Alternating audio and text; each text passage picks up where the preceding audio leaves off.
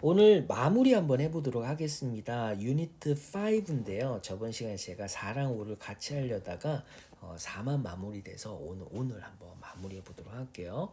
목차를 보니까 요지와 제목 설정이 있어요. 당연히 이제 주제로부터 시작하는, 그렇게 따진다 그러면 중심 소재부터 설정하고 들어가야 되는 거죠. 뒤에 요지가 나와 있고 그 다음에 단락속 적용과 그 다음에 제목 설정 또 같은 맥락으로 이제 돼 있는데 제가 요 페이지에서 한번 다 설명해 보도록 할게요. 이렇게 한번 들어가 봅시다.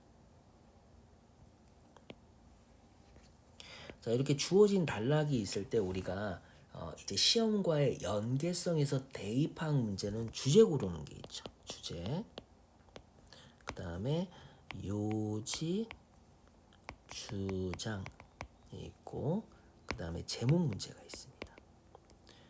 우선 주제는 구 단위로 표현된다 그랬고 요지 주장은 문장이에요. 문장. 그 다음에 제목은 기본적으로는 구가 되는 건데 여기 이제 의무문을 표현할 수 있어요. 의무문으로. 그 다음에 또 여기에 뭐가 사용될 수 있냐면 콜론. 그래서 요게 이제 사용될 수 있는 걸 좀 체크를 하시면 돼요. 아이들하고 수업하면서 항상 글의 도입부에서는 우리가 글의 도입부에서 뭘 처음에 파악해야 되지라고 하면서 질문하면서 이 중심 소재의 설정에 대해서 계속 심어 주셔야 돼요. 중심 소재 설정에서 글의 도입부에서 중심 소재를 설정하자. 그리고 이 중심 소재를 우리가 그렇죠. 포괄적 주제라고 했어요. 포괄적 주제. 근데 경우에 따라서는 항상 중심 내용이 담겨져 있진 않은데 여기서는 이제 중심 내용까지 담겨져 있다라고 할게요. 다시 말하면 중심 내용이 압축적 표현으로 이렇게 담겨져 있는 거예요. 그러면 당연히 본문에는 이 중심 내용이 자세히 풀어져 있겠죠. 특히 이제 이번 시간에는 이 제목 설정이라고 하는 거와 연계해 가지고 이 중심 내용에 해당되는 걸 이렇게 설정을 해볼까요? 실험, 조사, 연구. 시험이 너무 많이 나오니까. 그러면 이제 중심 소재와 중심 내용이 담겨져 있는 요 문장을 주제문이라고 한다고 그랬어요. 그 다음에 요 주제문을 우리가 일반 진술이라고 하고 주제문에서 담겨져 있는 이 중심 내용, 요 중심 내용을 갖다가 뒷받침하기 위해서 글쓴이가 가져온 게 실험, 조사, 연구가 되는 거죠. 그래서 여기가 뒷받침 진술.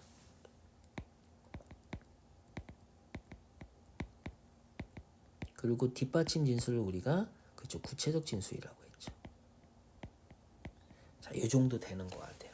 자, 그러면 우리가 주제를 설정한다라고 하는 거는 글의 도입부에서 하는 작업이다라고 이미 여러 번 언급했습니다.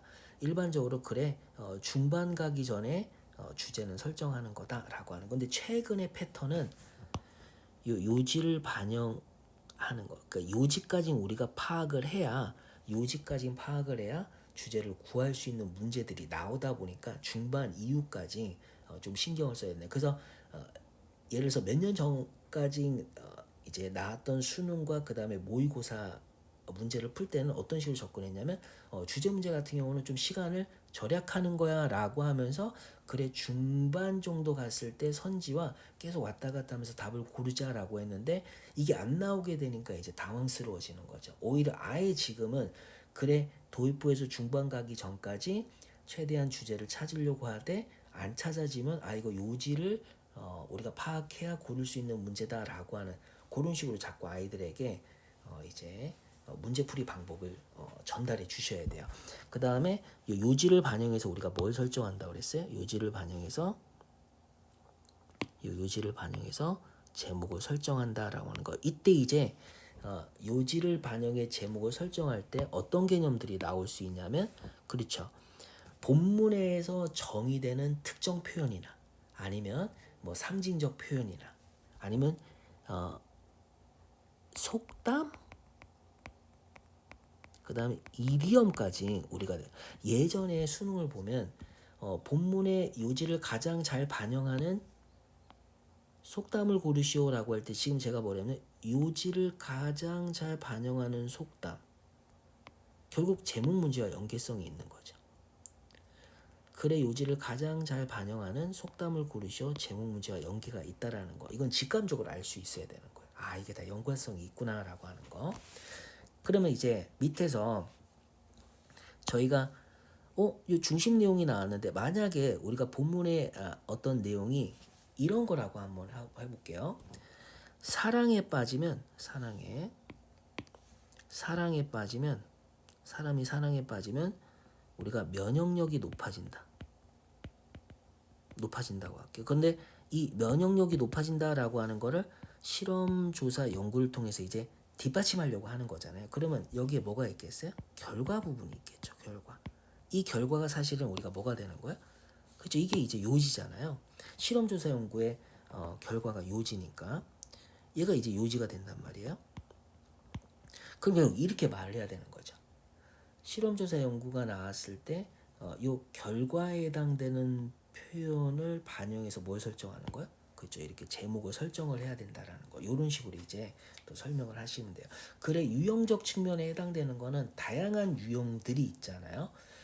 이제 실험조사 유형도 있고 뭐 이제 현상의 글도 있고 통념의 글도 있는데 각각의 유형의 특징을 파악하고 그 해당 유형을 우리가 분석할 때 주제는 어떻게 설정하고 요지는 어떻게 설정하고 이런 것들을 이제 우리가 파악을 하는데 그게 이제 실질적으로는 우리가 단락을 분석하는 대의 파악이라는 측면에서 주제 요지 제목과 아주 밀접한 연관성이 있다라는 거. 이런 거 같이 설명을 해주시면 됩니다.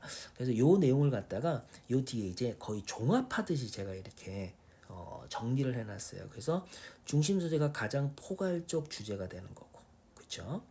그 다음에 이 중심 내용을 바탕으로 이 주제 구체적 주제를 설정하는 거 그리고 요지 설정까지 이렇게 다 돼 있습니다. 그리고 뒤에 보면 또 제목도 똑같은 맥락으로 이렇게 보면 요지를 반영해서 제목 설정할 수 있도록 이렇게 정리를 해놨어요. 자 이렇게 단락이론 5개로 구성된 유닛 한번 정리를 해봤는데 실제 이제 아이들과 공부를 하면서 선생님들도 배워가는 게 많을 거예요. 저도 처음에 강의할 때 이런 내용들을 원서를 보면서 공부하면서 정리했는데 어느 순간에 지문을 분석하는 눈이 딱 띄었을 때 와 정말 수능에서 출제자들이 각각의 유형을 갖다가 만들어내고 한 단락 내에서 연계성 있게 그 유형들을 다 이렇게 조합을 했다라는 걸 나중에 이해하게 되거든요. 그럼 또 한 번에 어떤 그런 아하의 순간이 오게 됩니다. 자, 이렇게 한번 마무리해 보도록 할게요. 감사합니다.